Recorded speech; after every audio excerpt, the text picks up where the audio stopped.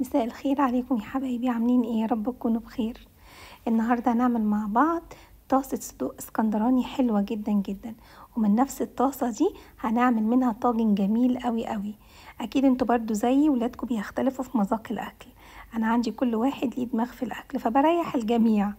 بصوا يا حبايبي، انا ده كان بالتقريب نص كيلو، يعني نص كيلو وزايد حاجات بسيطة. تمام. انا نزلت بالصدوق، انتوا عارفين طبعا ان الصدوق اصلا بيبقى فيه مادة دهنية عالية، فانتي مش هتحتاجي ان انتي تحطي دهون. تمام. في حاجة تانية عايزة برضو الفت نظرك ليها، ان الصدوق ده بيبقى متبل، يعني انتي تكوني حريصة جدا في نهاية الاكل وانتي بتعمليه تدوقي، لو احتاجتي ملح او اي حاجة تحطي، لكن قبل كده لا. بصوا، احنا ولا بهرنا ولا حطينا اي حاجة. هنا كان عندي كام بصلاية كده، حوالي 3 بصلات وسط، كانوا متقطعين جوانح، فانا نزلت بيهم. حتى انتوا لاحظتوا ان انا جنبت الصدوق كده على جنب عشان ما استعملش دهون، وحطيت البصل. تمام. بصوا يا جماعة، يعني هقولك على حاجة، الله يكون في عوننا في الحر ده. يعني الحر السنة دي اصعب من اي حر، فكون ان انا اعمل وجبة سهلة وما توقفنيش في المطبخ كتير، ده يعني ده خير بصراحة. يعني الصدوق ده اسمه المنقذ.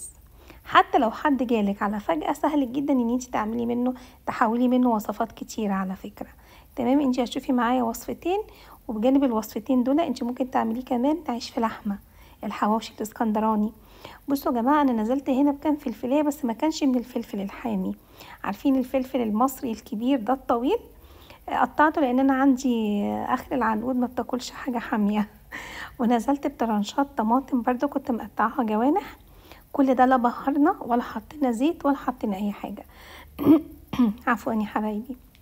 هنفضل نقلب في الصدوق لحد ما تحسي ان الخضار اللي معاكي ده كله دبل. تمام. انتي ممكن في الوجبات دي على فكرة، لو انتي حتى نازلة تقعدي على البحر او نازلة تتفسحي مع ولادك وحاسة ان ولادك هيبقوا جعانين، يعني الجبنات، في ولاد برضو من الجبنة بيزهقوا، يعني ان انا رايحة اخرج فمعايا جبنات، لا نوعي برضو. الصدوق من الحاجات النظيفة اللي انت ممكن تاخديها ومش هتسبب لك اي ريحة او حاجة. بصوا، نزلت هنا بمعلقة توم، ولو انت عايزة تستعمليه ممكن تحمريه كده من غير اي حاجة وتاخديه.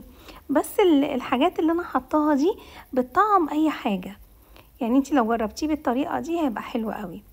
بصوا حبايبي، انا فضلت اقلب فيه كده لحد ما الخضار دبل. ان شاء الله عايزين نعمل مرة تانية بإذن الله، نعمل عيش بلحمة ونعمل حواوشي باللحمة وبالصدوق ان شاء الله في الفترة اللي جاية. يعني انا برضو يعني صعب ان انتي تنزلي تعمليه في اي مكان، فسهل ان انتي تعمليه في البيت، مش هياخد منك وقت.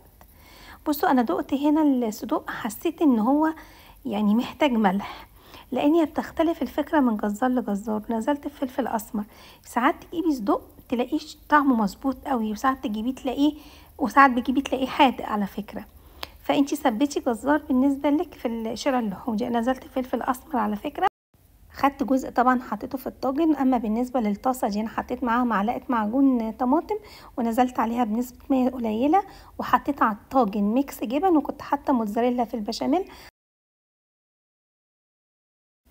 طبعا كل حاجه مستويه، انت بتحطي الطاجن بس تحت الشوايه، مجرد بس ان هو ياخد لون. طعمه حلو قوي وسهل قوي، ويوم هيعدي.